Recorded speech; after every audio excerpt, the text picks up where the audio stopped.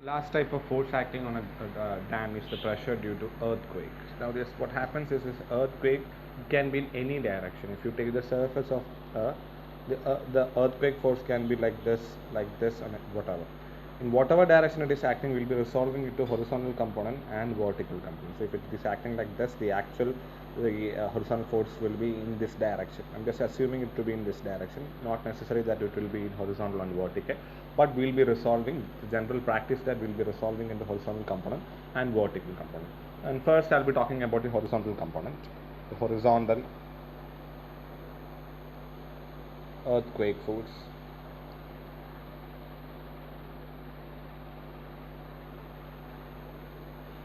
So whenever you consider the horizontal earthquake force, what happens is, I'm just showing the inertia. There will be, if you apply something as a force, there will be an inertial force. So if you have a dam,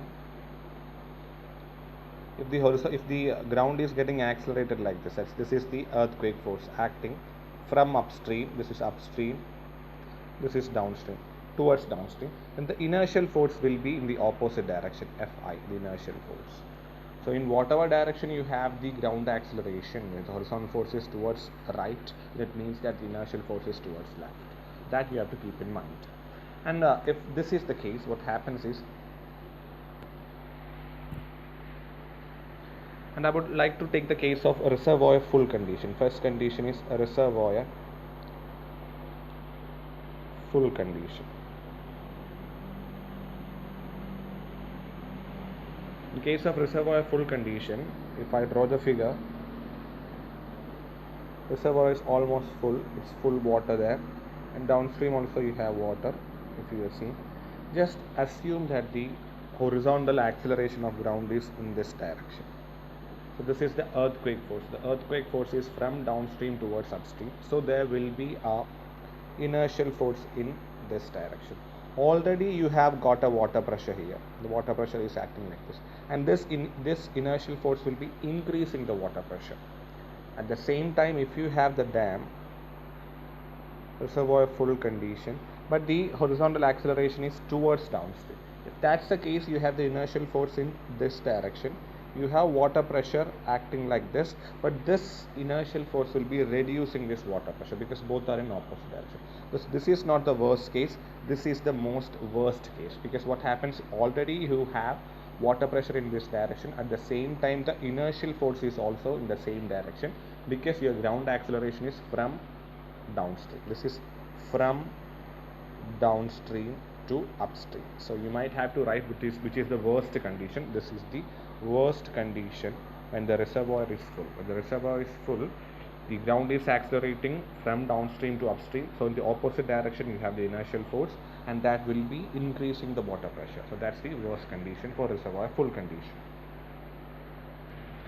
The next is the reservoir empty condition. So there's no water, reservoir doesn't have any water here.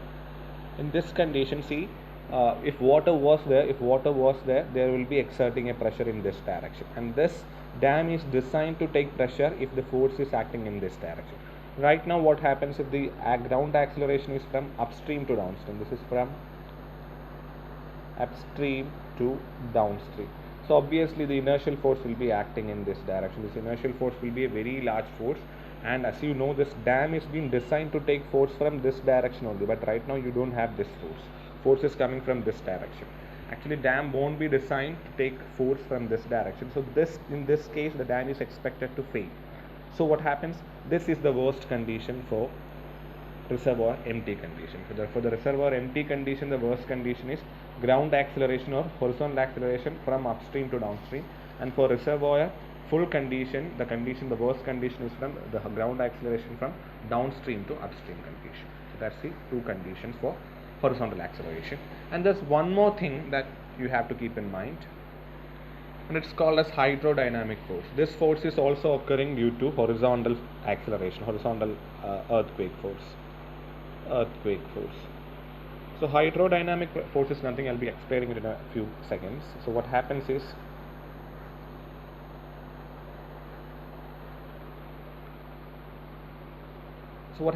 your ground is getting accelerated in this direction. The ground is getting accelerated in this direction. So it is from downstream to upstream.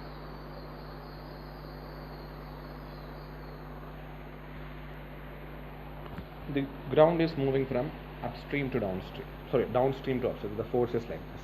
So this, as far as this dam will also having an inertia, at the same time this water will also having an inertia. The inertial force of water will be acting in this direction. So what happens, earlier you had a water pressure, and right now you have an increase in water pressure. This additional increase in water pressure is called as the hydrodynamic force. That is, whenever you have acceleration from downstream to upstream, apart from the inertial force of the dam, this water also will be having an inertial force that will be acting in this direction.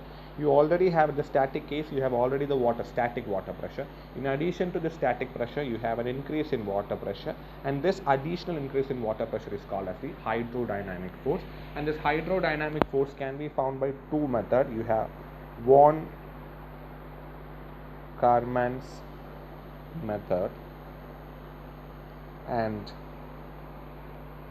Sanker's method. Von Karman's method and Sanker's method.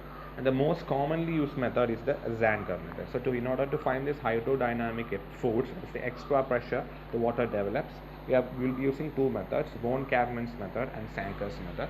And both are widely used, but the thing is that you will be more concentrating on the Sanker's method.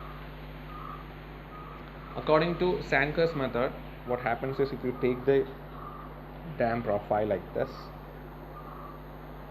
because of every this will be the height of water, if you assume height of water, then the hydrodynamic pressure, it will be in this shape. It will be elliptical and parabolical. Elliptic from a parabolical. So this is elliptic from parabolical, and this is the hydrodynamic force. And this hydrodynamic force is given by Pey is equal to C into alpha H into gamma W. So that's the equation to find the hydrodynamic force using Sanker's equation. Cy is a constant.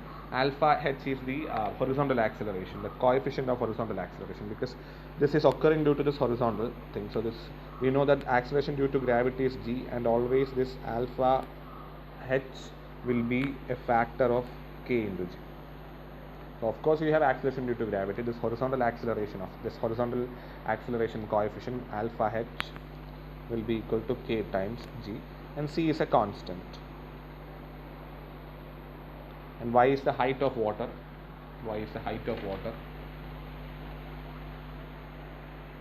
And gamma is the weight density. So this is how you find the Sanker's method, using the hydrodynamic force using Sanker's method.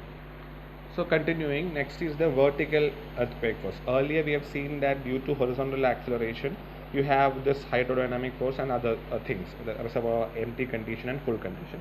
Right now you have got this vertical earthquake force. So what happens is, either the vertical force will be upwards, either it is going upwards. If the earthquake force is going upwards, the inertial force will be acting downwards. So if you see, already the self weight is acting downwards. We have seen that the whole forces acting on the dam is resisted by using this self weight, and this inertial force is also in the downward force. So it is enhancing the self weight, or rather it is increasing the self weight. This is a favorable condition. But if you consider the vertical acceleration to be downwards, the earth is accelerating downwards. The inertial force will be upwards.